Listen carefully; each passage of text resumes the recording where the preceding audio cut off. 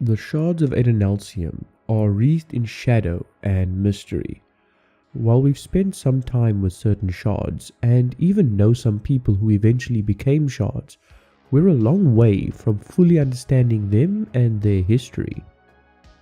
On Roshar, for example, you have the Shards of Honor, Cultivation, and Odium. On Nalthis, you have Endowment. On Taldain, you have Autonomy. And on Sal, you once had Devotion and Dominion. All of these are shards I want to cover in more detail at some point. For today, however, there are some particular shards I want to focus on more specifically. I'm talking, of course, about the shards invested in the world of Scadrial. These are the Shards of Ruin and Preservation, both of which eventually merged into the Shard of Harmony. Before we jump in though, please consider giving this video a like, since that's the main way YouTube knows to promote the video. If you'd like to see more Cosmere lore videos, definitely let me know by liking and commenting down below. And if you're interested in more, then consider subscribing, since there's definitely more to come. Also, just a quick shout out to the curators of the Coppermind, the Cosmere Wiki. Without the awesome people over there, videos like this definitely wouldn't exist on the channel. Anyway, with all that said, let's jump right in, starting with the Shard of Preservation.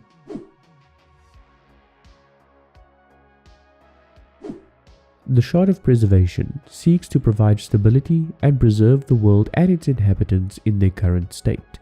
It values the status quo, regardless of whether or not the people living underneath it are happy, and supports those who seek to keep it. It has distinct difficulty acting in a destructive way, as it causes the vessel almost physical pain to wound or kill, even if doing so would likely preserve more than the act itself would destroy. Preservation fuels Allomancy, one of the three metallic arts of Scadrial. Unlike most forms of magic in the Cosmere, the power is inherited rather than gained. An Allomancer can be a Misting, able to use only one Allomantic ability, or a Mistborn, capable of utilizing all of them. Power is gained by consuming and then burning a metal, but the metal itself is not the source of the power. Rather, it acts as a key, unlocking access to Preservation's power, which can be used differently depending on which metal has been burned. There are 16 base metals that can be used in Allomancy, divided into 4 categories: physical metals, which alter a person or their surroundings; mental metals, which interact with emotions and supernatural senses; temporal metals, which change the perception and passage of time; and enhancement metals, which change the behavior of other allomantic abilities. Feruchemy is a metallic art created from both Preservation and Ruin, who we will discuss in a moment. Much like Allomancy, it is inheritable, and a person can be either a Ferring with access to only one power, or a Feruchemist capable of using all of them. A Ferring or Feruchemist stores an aspect of themselves, such as their strength or speed, in a piece of metal, dubbed a metal mind, with the metal used determining the attribute stored. When storing, this aspect is diminished in them. For example, storing strength makes one physically weaker. Later, the same person can withdraw the power from a metal mind, or tap the metal mind to increase that attribute in themselves. Feruchemy utilizes the same base 16 metals as Allomancy, albeit the effects produced are slightly different. The metals in Feruchemy are divided into physical metals, which store physical attributes of a person, which store attributes of the mind; spiritual metals, which store attributes of the soul; and hybrid metals, which store attributes related to bodily processes like health or energy. Lerasium is the god metal of Preservation, or the metallic form of its body. Preservation's vessel can create them deliberately, though it's unknown whether it'll form on its own. Unlike most metals, Lerasium can be burned by any person who ingests it. Doing so transforms a person into a Mistborn of power exceeding that of a natural-born Allomancer. If a Mistborn burned it, it would also enhance their pre-existing powers. It could also be alloyed with any of the base 16 metals to make someone a Misting of the alloyed metal. The Mist of Scadrial is the gaseous form of Preservation's investiture. Unlike Stormlight and similarly to Breath, the Mist can be programmed to automatically perform specific tasks, albeit the only one capable of doing so is Preservation itself. Under Laras's command, the Mists would go out at night and seek out potential Allomancers, then snap them to awaken their power. This process continued even after Preservation had been killed. Under Harmony, the Mists only come out at specific nights and turn from a continent-wide pattern into localized phenomena. They are no longer used for snapping, but some believe that Harmony can use them to observe the world. The Mists can be used by Preservation to manifest as a so-called Mist Spirit. The spirit has limited power to influence the world around it, curtailed further by Preservation's natural disinclination towards acting in general. However, under right circumstances, it is able to interact with physical objects. Both Preservation and later Harmony can also use the Mists to feel the allomancy of people they choose to empower, circumventing the need for metals. Having directly created Scadrial along with Ruin, Preservation has a vast amount of control over the planet. A person holding the Shard's power can rearrange continents, recreate extinct forms of life, and even move the planet within the solar system, permanently changing its orbit. Additionally, Preservation is invested in every Scadrian and can alter the way their bodies function. Direct killing is, however, directly against its intent and thus extremely difficult, bordering on impossible. Preservation is able to hear the voice of any living Scadrian but cannot speak to them, as full two-way communication is only possible through the use of both it and Ruin. But one cannot really discuss Preservation without discussing Ruin, since the two of them are so intertwined. There is a history here that carries a lot of weight between the two shards. You see, following the death of Adonalsium, Laras and Ati picked up the shards Preservation and Ruin. They departed Yolland together, before eventually finding their way to a star system empty of inhabitable planets. The two shards found themselves at a stalemate. Both knew they could only create something together, yet with one wishing to preserve and the other to destroy, they could not easily cooperate. Eventually, Preservation offered a deal. The two would create a world together, and Ruin would eventually be able to destroy it. Preservation invested more of his power into humans, thus guaranteeing for Ruin that he would one day be able to overcome and destroy it. Thus, Scadrial was formed. However, Preservation exploited a loophole in the pact and trapped Ruin's mind in Preservation's perpendicularity, the Well of Ascension, and a portion of its power in the metal Odium. This made the two powers all but equal, but at the cost of Preservation's mind.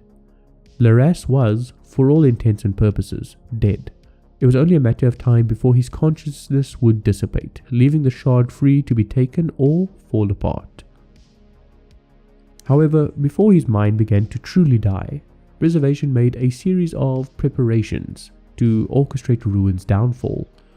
Over time, Ruin changed many of them, but the core of the plan did remain. The Mists of Scadrial were part of this plan, designed to waken allomancy. Though they maintained this role, Ruin twisted the Mists into the dangerous deepness. As the power of the Well of Ascension continued to build, it had to be taken up and used roughly once per millennium. However, if one gave up the power altogether, one would release Ruin, and as such, Ati, or Ruin, twisted the prophecies to suggest that this was what had to be done. In one such cycle, a man named Alendi traveled to the Well of Ascension with the intent of releasing the power. Preservation attempted to stop him, and its Mist Spirit murdered one of Alendi's traveling companions. Afterward, Alendi's terrorist packman, Rashek, took up the power in the well to prevent the release of Ruin and used it to reshape the world of Scadrial in an attempt to get rid of the Mists. This was only partially successful, as he ended up moving the planet too close to the sun and had to make further changes to compensate. Eventually, Rashek used the power at the Well of Ascension to make himself a Mistborn, in addition to being a ferrochemist. He also empowered a cadre of allies and friends who would become the foundation of the nobility, leading to the creation of the final empire.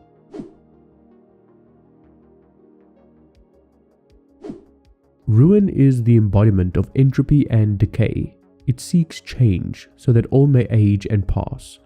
It is not inherently evil, as without change there can be no life, but its destructive actions are often contrary to life existing peacefully. This approach to ruin as simply inevitable decay is largely due to Ati's original kind nature, as he deliberately channeled ruin towards a more peaceable state. In other hands, the shard would have been a far more destructive force. It is the polar opposite of preservation, a relation most other shards don't have. Since the final ascension, preservation has tempered ruin's intent, which also makes it difficult for anyone holding harmony to take direct action, heavily favoring one side or the other. But more on harmony a bit later. Ruin fuels hemalurgy, one of the 3 metallic arts in Scadrial, and a unique one among them in that it can be used by anyone anywhere, provided they have the appropriate tools and intent. It allows for removing a portion of a person's spirit web and grafting it onto someone else with a metal spike, essentially stealing an attribute of power and giving it to another. Various attributes can be stolen, from physical qualities such as strength or senses to magical powers like allomantic abilities, and even foreign magic systems like surge binding. What attribute is stolen depends on the metal used and the placement of the spike. By transplanting powers and qualities, hemalurgy can be used to effectively create new species. Examples of such creatures are the Kandra, Koloss, and the Steel Inquisitors. People who are pierced by hemalurgic spikes can hear Ruin's voice in their head. Moreover, Ruin can also subtly manipulate the emotions of spiked individuals and slightly alter their perception of certain things without them being aware of it. The more spikes pierce a person, the more holes in their spirit web, which in turn allows for easier control as well as greater susceptibility to emotional allomancy. For example, humans with 1 spike are only subtly affected by Ruin, whereas Koloss, which are humans with 4 spikes, are under direct and absolute control of Ruin. 3 spikes or less do not enable complete control of a person. Ruin's power can sometimes manifest in a gaseous form as black mist, though it's unclear whether it has any magical effect.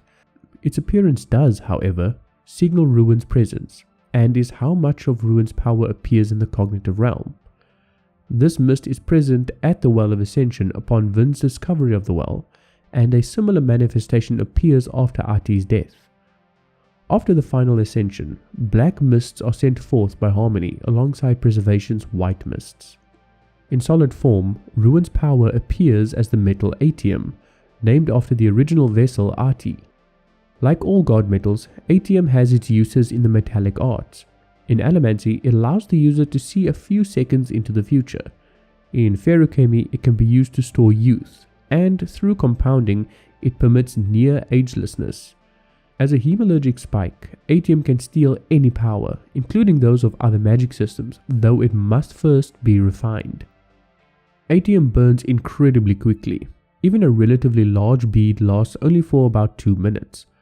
Prior to the final ascension, the metal could only be found in the pits of Hathsin, which surrounded Ruin's perpendicularity, a lake with black sheen originally high in the mountains near the Well of Ascension, though it was moved underground by Rashek during his reshaping of the planet. Production there ceased when Calcia destroyed the crystals that Odium grew from. Post-Catasandra, Odium can no longer be formed, though remnants from before Ati's death still exist. Despite its destructive intent, Ruin is capable of, together with Preservation, vast acts of creations. Amongst others, Ati is particularly responsible for creating the planet Scadrial, and has worked together with Laras to fill it with living, thinking creatures. This grants him additional abilities within the world. He can read and alter any text not written in metal, and even alter the landscape itself, prompting volcanic explosions and earthquakes. Ruin also lets the vessel take on appearance and voice of different people, and lets him speak into the minds of others, though they must either be mentally unsound or pierced by a hemalurgic spike to hear Ruin's voice.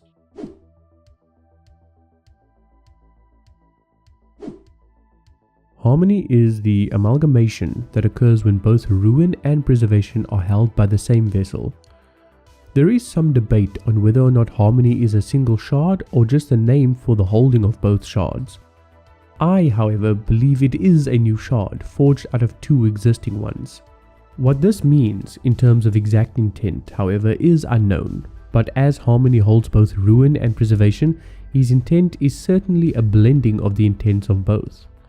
At one point, he seems to indicate that his natural inclination as a former human being towards preservation is somehow separate from his need as harmony to balance the two forces.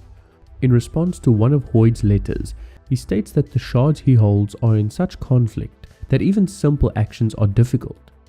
Odium is scared of harmony, as he represents the possibility that two shards can merge and, by being in harmony, become more powerful. Although harmony allows free will, he is not beyond causing or allowing interference, as evident from having Iron Eyes act as his agent and communicating to Waxilium through an earring. He also controls the Kandra, which acts as his agents.